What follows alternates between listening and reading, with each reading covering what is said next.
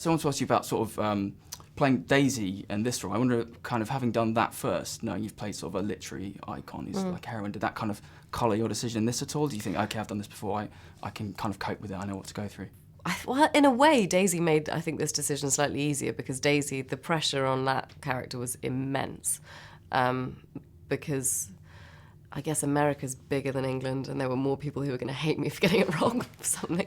But I think, literary adaptation's always challenging. And, I did an adaptation of Never Let Me Go a couple of years ago, which isn't as enormous a book, but is very well loved. And, you always feel the sort of pressure of people's expectations. And Bathsheba's obviously one of the biggest literary heroines in Britain. So, there's a certain degree to which you feel kind of nervous about it. But also it's such a great book, and, female characters that are this interesting and complex don't come along very often. So it's sort of too good an opportunity to pass up. Were there any sort of scenes in particular you were looking forward to doing or dreading even when you're kind of reading the script and going through the book? No, I mean, there are scenes that were just so interesting and that I was sort of excited about. I was a bit nervous about the horse riding because I wasn't that great on horses, but that was sort of fun in the end. I always get nervous about singing, so there was a singing scene, which I campaigned to get cut out of the film, but was rejected. But no, on the whole, it was all just really exciting things. There was lots of sort of...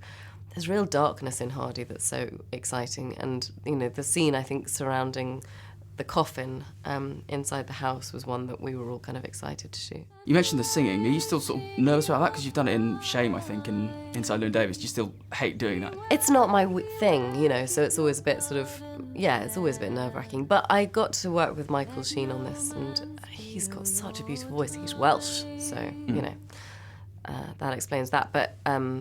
But yeah, so it was something I was a bit nervous about. But on the whole, I think that scene is so great because it shows it's such an interesting moment in the relationships between her and Boldwood and then Oak. And so, and singing sometimes is just a really good way of showing things without words. I think you're probably the most sort of qualified person to talk about Danish directors because you've had Lone Scherfig, Yeah. Thomas Here and Nicholas Winding Refn. Yeah. How are they sort of compared to, working with British directors or US? They all have this great kind of Danish quality of being really straightforward and blunt.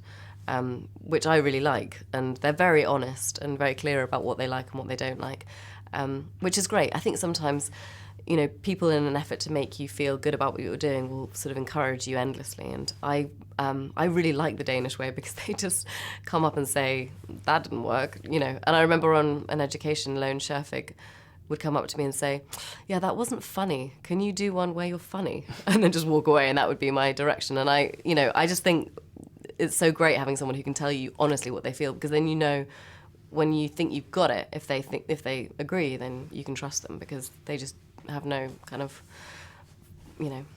filter.